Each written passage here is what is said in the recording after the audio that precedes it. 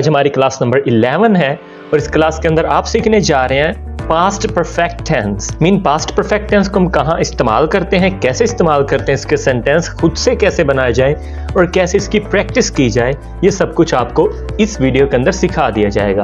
अगर आप चाहते हैं आप इस लेसन का PDF हासिल करें जो कि बाद में आपको ये लेसन रिवाइज करने में हेल्प करेगा, तो इस वीडियो के एंड तक देखते रहें और मैं आपको बता दूंगा कैसे उसको डाउनलोड करना है। इस चैनल पे नए हैं, इंग्लिश सीखना चाहते हैं तो इस चैनल को अभी कर लें सब्सक्राइब और बेल बटन भी जरूर प्रेस कर लें ताकि आपको आने वाली वीडियोस की अपडेट्स मिलती रहें। अब तक इस कोर्स के अंदर हम ये सब कुछ सीख चुके हैं जो आपके सामने स्क्रीन पे है, और अगर आपने ये कोर्स क्लास नंबर 1 से देखना नहीं शुरू किया तो मैं सजेस्ट करूंगा कि आप इस कोर्स को शुरू से भी जरूर देखें, क्योंकि अगर ये कोर्स आप मुकम्मल तौर पे देखते हैं तो इस कोर्स के एंड तक आप इस काबिल हो जाएंगे कि आप खुद से मुख्तलिफ तरह के फिक्रात और बातचीत खुद से कर सकें। तो स्टार्ट करते हैं हमारा आज का टेंस जो कि है पास्ट परफेक्ट टेंस। अब आप लोग सोच रहे होंगे मैं इतने टेंसेस क्यों करवा रहा हूँ, हर वीडियो टेंस पे ही आई जा रही है। तो उसका रीज़न ये है कि टेंसेस एक ऐसी चीज़ है जिसके बगैर इंग्लिश का कंसेप्ट नहीं है। अगर आप खुद से इंग्लिश बोलना चाहते हैं और खुद से लिखना चाहते हैं तो आपको टेंसेस आना ज़रूरी होते हैं। तो इसीलिए इस कोर्स के शुरू में मैंने डिसाइड किया कि आपको पहले टेंस करवाए जाएं और फिर बाकी टेक्निक्स बताई जाएं जिसके ज़रिए आप इंग्लिश बोल सकते हैं। सो पास्ट परफेक्ट टेंस को हम वहाँ पे इस्तेमाल करेंगे जब हमने बताना हो कि माजी में एक काम मुकम्मल हो चुका था, यानी किसी भी ऐसे एक्शन के बारे में बताने के लिए इस्तेमाल होता है जो माजी में मुकम्मल हो चुका था। मैं वीडियो बना चुका था, ये एक एग्जाम्पल है इसकी, मैं वीडियो बना चुका था। अगर आप इसको देखें तो पास्ट में हुआ एक काम जो कि मुकम्मल हो चुका था पास्ट में ही, उसके लिए हम यूज करेंगे ये टेंस। वो खाना पका चुकी थी, मेरे पहुंचने से पहले वो जा चुका था, क्या हमजा फुटबॉल खेल चुका था। अगर ये टेंस आपको सादा फिक्रात बनाना आते भी हैं तो फिर भी ये वीडियो एंड तक जरूर देखिएगा, क्योंकि इसके अंदर एक ऐसा थोड़ा कम्प्लेक्स कंसेप्ट है जो आपको सीखना बहुत जरूरी होता है। सो बात करते हैं पास्ट परफेक्ट टेंस के हेल्पिंग वर्ब के बारे में। तो इसका एक ही हेल्पिंग वर्ब होता है जो कि है हैड, राइट। हैड इसका हेल्पिंग वर्ब है और इसके सभी सेंटेंसेस यानी हर तरह के सब्जेक्ट के साथ हैड ही आएगा। जब हमारे पास एक से ज्यादा हेल्पिंग वर्ब होते हैं तो सब्जेक्ट के साथ उसमें डिवीजन आ जाती है, लेकिन इस केस में ऐसा नहीं है, हर तरह के सब्जेक्ट के साथ हैड ही इस्तेमाल होगा।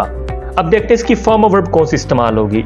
तो पास्ट परफेक्ट टेंस के अंदर हम यूज करते हैं थर्ड फॉर्म ऑफ वर्ब, यानी अगर कंप्लीट जो है, अगर इसको आप देखें तो हमारी बेस फॉर्म ऑफ वर्ब है यानी फर्स्ट फॉर्म ऑफ वर्ब, लेकिन जो इसकी थर्ड फॉर्म वो है कंप्लीटेड।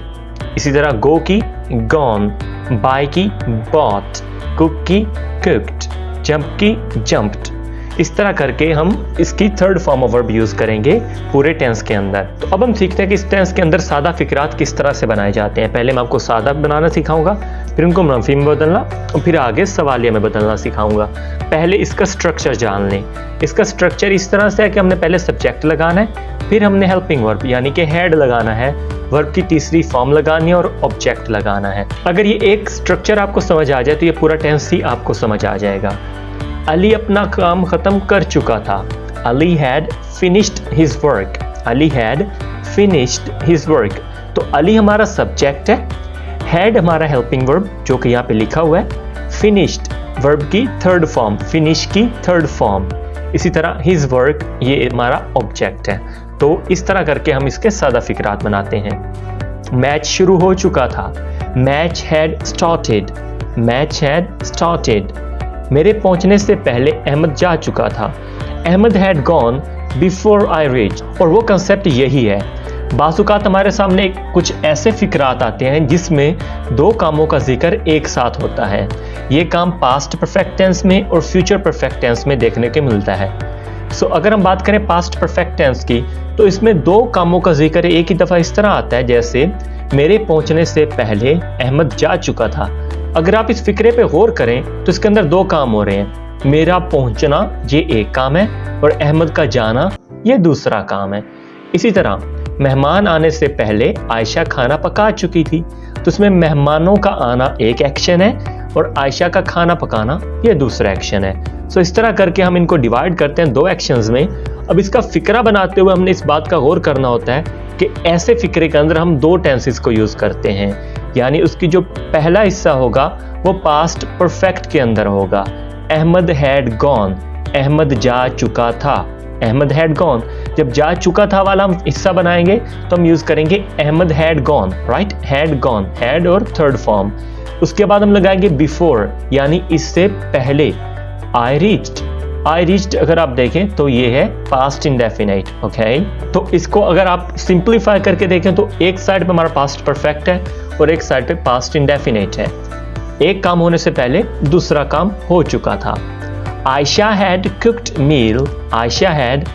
मील बिफोर गेस्ट अराइव्ड, यानी मेहमानों के आने से पहले आयशा खाना पका चुकी थी। तो Ayesha had cooked meal, had cooked, यहाँ से आप अंदाजा लगाएं कि ये पास्ट परफेक्ट के अंदर हम बनाएंगे, और past indefinite before guest arrived, मेहमानों के आने से पहले। तो जो बिफोर के बाद वाला हिस्सा होगा वो हमेशा पास्ट इंडेफिनिट के अंदर होगा, और जो बिफोर से पहले वाला हिस्सा होगा वो हमेशा पास्ट परफेक्ट के अंदर होगा। तो ये एक छोटा सा कंसेप्ट था जो आपको सीखना इंतहाई जरूरी था। वापस आते हैं सिंपल सेंटेंसेस की तरफ। इसी तरह अगर हम अपना आखिरी फिक्रा देखें तो वो फर्श पे पोछा लगा चुकी थी। She had mopped the floor। अब मॉप होता है पोछा लगाना, उसकी फर्स्ट फॉर्म मॉप होती है, और मॉप्ड होती है उसकी third form. She subject had mopped the floor। वो फर्श पे पोछा लगा चुकी थी। सो इस तरह से हम बनाते हैं इस टेंस के अंदर सिंपल सेंटेंसेस। अली अपना काम नहीं खत्म कर चुका था। मनफी फिक्रा, Ali had not finished his work. अब इसका स्ट्रक्चर अगर आप समझें तो हम सब्जेक्ट लगाएंगे, उसके बाद हैड और नॉट लगाएंगे, यानी हेल्पिंग वर्ब के बाद नॉट ऐड कर देंगे, वर्ब की थर्ड फॉर्म लगाएंगे और ऑब्जेक्ट लगा देंगे। बिल्कुल आसान सा है, लेकिन अगर आप इन फिक्रों पे गौर करें तो आपको लगेगा कि ये तो हम उर्दू में बहुत कम बोलते हैं। अली अपना काम नहीं खत्म कर चुका था, हम ऐसा नहीं कहते। हम कहते हैं अली ने अपना काम खत्म नहीं किया। मैच शुरू नहीं हो चुका था, मैच शुरू नहीं हुआ। तो यहाँ पे कुछ लोग इसमें कंफ्यूज हो जाते हैं, लेकिन अगर आप इसका इंग्लिश वाला पार्ट देखें तो हम मैच हैड नॉट स्टार्टेड, इस तरह के सेंटेंस हम इंग्लिश में यूज करते हैं। Match had not started, match शुरू नहीं हो चुका था। Ahmad had not gone before I reached, मेरे पहुंचने से पहले अहमद जा नहीं चुका था। Ayesha had not cooked meal before guest arrived, मेहमान आने से पहले आयशा खाना नहीं पका चुकी थी। She had not mopped the floor, वो फर्श पे पोछा नहीं लगा चुकी थी। ओके, अब हम देखेंगे इस टेंस के अंदर हम सवालिया फिक्रात कैसे बना सकते हैं। तो किसी भी टेंस के अंदर सवालिया फिक्रात बनाने के लिए उसका हेल्पिंग वर्ब जो होता है उसको हम सेंटेंस के शुरू में लेके आ जाते हैं। जैसे यहाँ पे हैड इसका हेल्पिंग वर्ब था, पहले अगर आप गौर करें तो हैड फिक्रे के दरमियान में आ रहा था, लेकिन अब हैड फिक्रे के शुरू में आ रहा है। Had Ali finished his work, क्या अली अपना काम खत्म कर चुका था। Had Ali finished his work, क्या अली अपना काम खत्म कर चुका था। क्या मैच शुरू हो चुका था। Had the match started, had the match started, क्या मैच शुरू हो चुका था। क्या मेरे पहुंचने से पहले अहमद जा चुका था। Had Ahmad gone before I reached, क्या मेरे पहुंचने से पहले अहमद जा चुका था। Had Ayesha cooked meal before guest arrived, क्या मेहमानों के आने से पहले आयशा खाना पका चुकी थी। Had she mopped the floor, क्या वो फर्श पे पोछा लगा चुकी थी। तो इस तरह करके हम इसके इंट्रोगेटिव सेंटेंसेस बना सकते हैं।